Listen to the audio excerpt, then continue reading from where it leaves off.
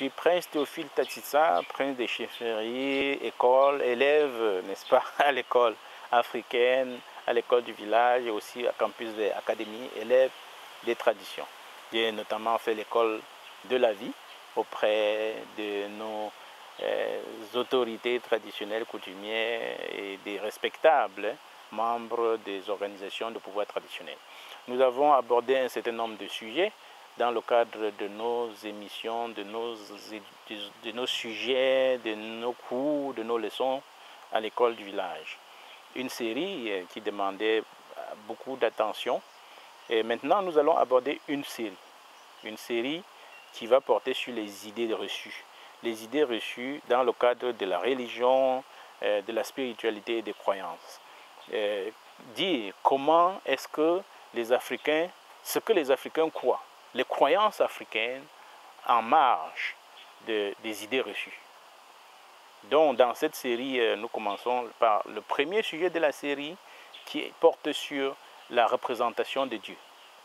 Dieu, est-ce que les Africains connaissent Dieu? C'est le sujet de notre première interrogation dans cette série des idées reçues. Des idées reçues des églises d'emprunt, des églises de la spiritualité d'emprunt, de la spiritualité qui s'est imposée ou de l'impérialisme des spiritualités que nous connaissons depuis des siècles.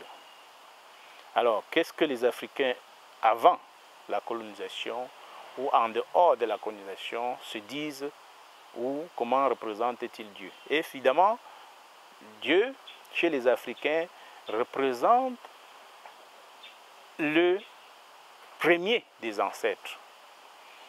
Parce qu'il est trivial de dire qu'un enfant vient de sa mère, puisqu'il naît d'une mère. Et autour de la mère, il y a le père qui va encadrer l'enfant, et l'enfant est notamment sorti, ou du moins vit et croît et grandit dans une famille.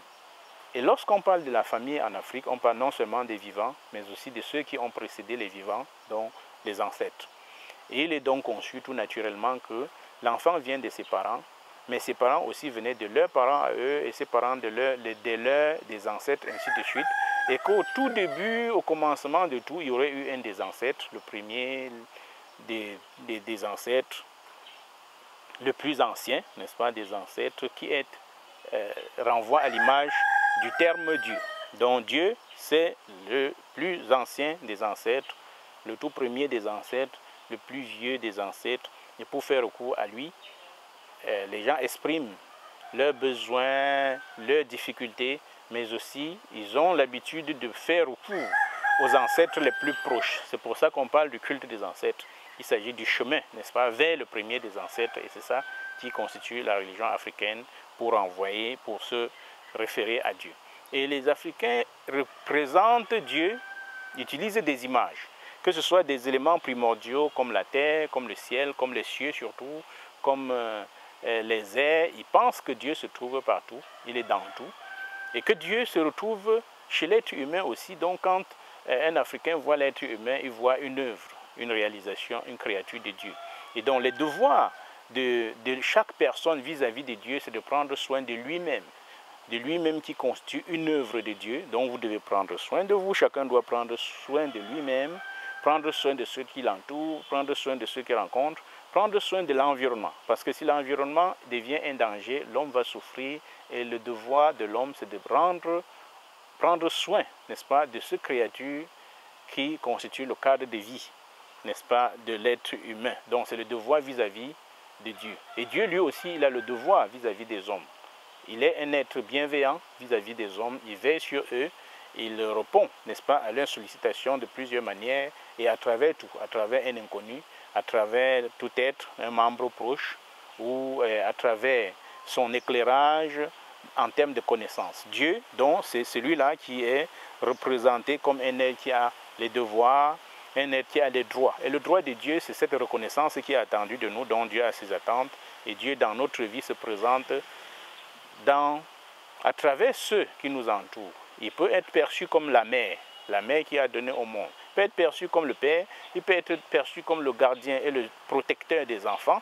Il peut être perçu comme celui qui est la source de santé, comme la source de connaissance, la source d'éducation, la source de formation, la source de pouvoir, la source d'avoir, mais la source de devoir, et le premier des devoirs étant le devoir de solidarité. Voilà en quelque sorte l'image que les Africains se font de Dieu, non seulement cette image, les devoirs de Dieu lui-même vis-à-vis de nous qui est la bienveillance, et les droits de Dieu qui nous confèrent des devoirs, n'est-ce pas, qui sont de prendre soin et de veiller à ce qu'il a créé, en commençant par nous-mêmes, par nos proches, par ceux que nous verrons, et par le reste de l'environnement animal, végétal.